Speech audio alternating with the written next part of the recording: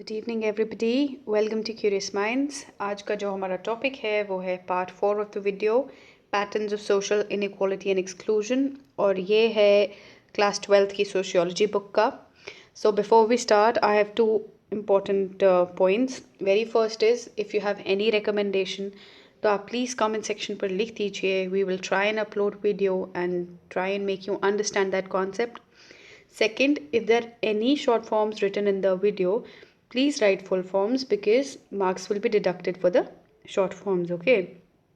So, without any further ado, let's start it. Now, our topic for today is struggle for women's equality and rights. See, gender inequality is treated as natural. How?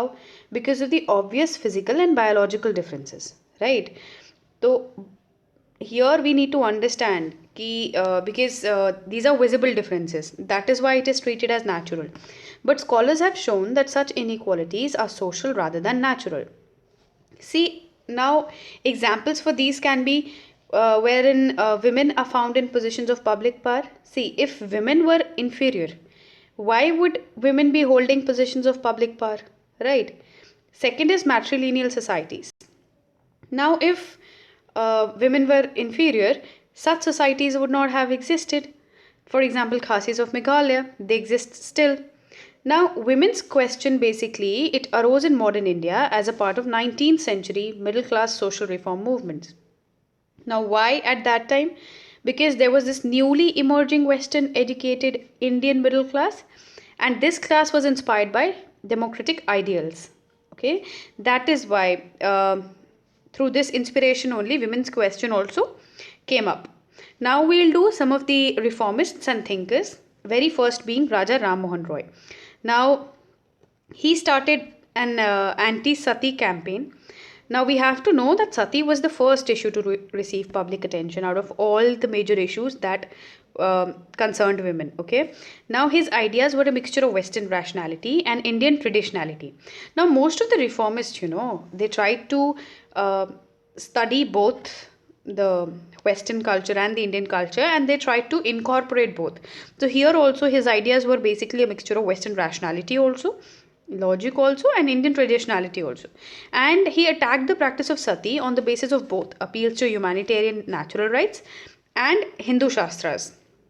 See, it is important that whenever you come up with a point or a logic, okay, if you want to prove something, so at a society, like at that time, the society, like especially the Hindu society, they believed in Hindu Shastras. Okay, so he tried to incorporate and study Hindu Shastras and try to attack malpractices which were prevalent in the society at that time using the Hindu Shastras only, plus the humanitarian and natural rights. Okay, so he tried this. Now, this is what we studied about Raja Ram Mohan Roy. Next, who we are going to study is M.G. Ranade.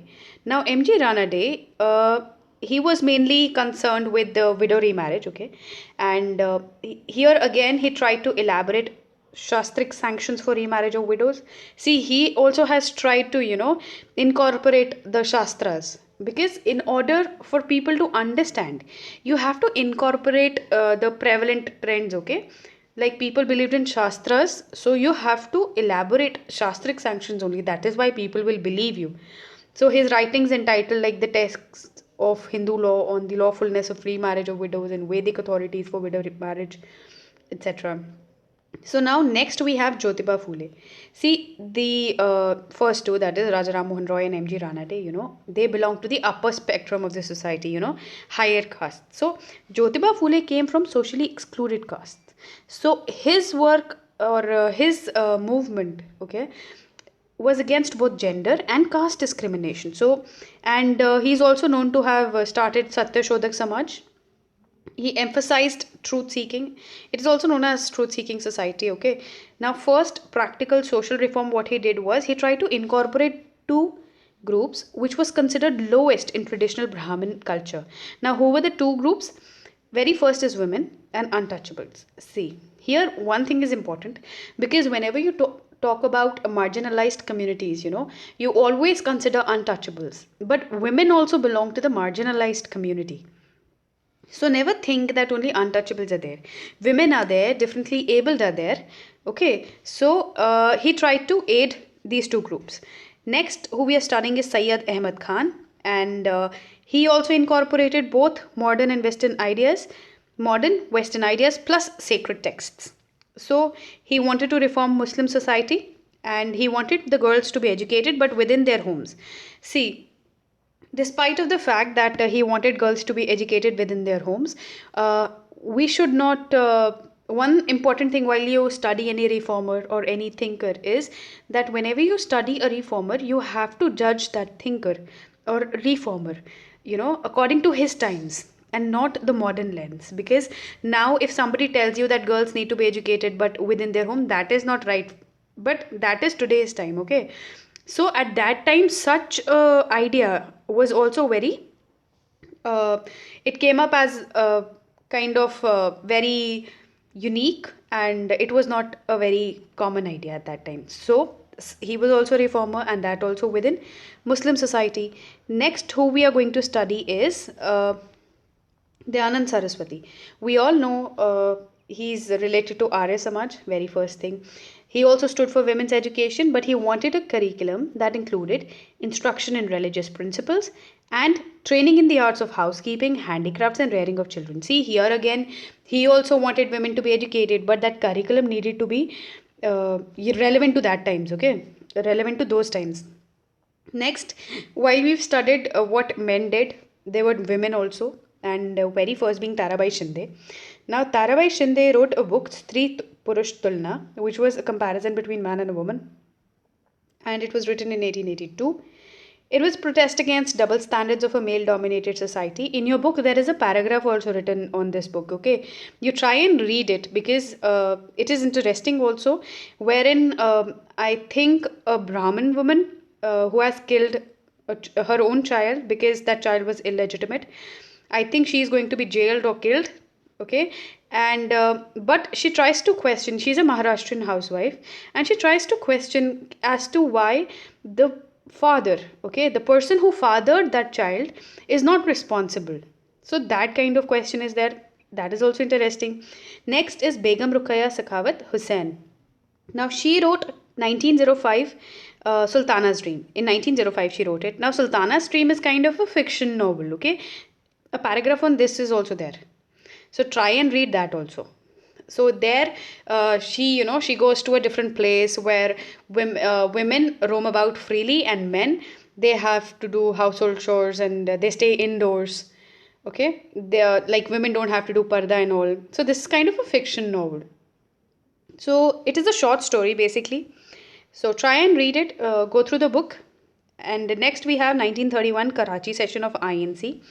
Now, in that session, INC issued a declaration, okay, on FRs of citizenship. Now, FRs is fundamental rights.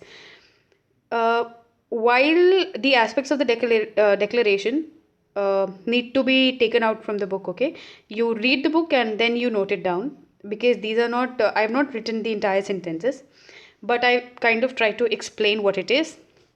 For example, the very first is all citizens are equal before law, irrespective of religion, caste, creed, sex, etc. No disability attaches with respect to public employment. And then we have universal adult suffrage. We have women shall have right to vote, represent, or right to hold public offices, etc. So these are all, these are the four aspects, of the declaration in 1931 Karachi session. So next what we are going to do is, we are trying to conclude, because today our topic was women. So women issues re-emerged in 1970s. Okay, and the issues which emerged were basically rape of women in police custody, very first, dowry murders, and gendered consequences of unequal development, representation of women in popular media. Okay, these are some of the issues. While, see, for example, gendered consequences is the consequence of unequal development on the factors, basically, where you keep gender as the basis. Okay, now representation of women in popular media, dowry murders, it's very common. Rape in custody is also common. So this is prevalent now also. See, what you need to realize is that social change is a process. It is not a battle that can be won once and for all. So like all other marginalized communities, women are also trying their level best, and but they still have long way to go.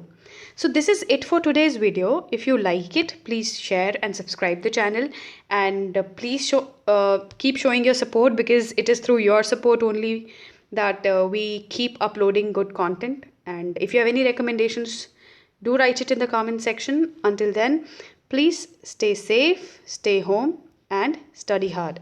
Thank you.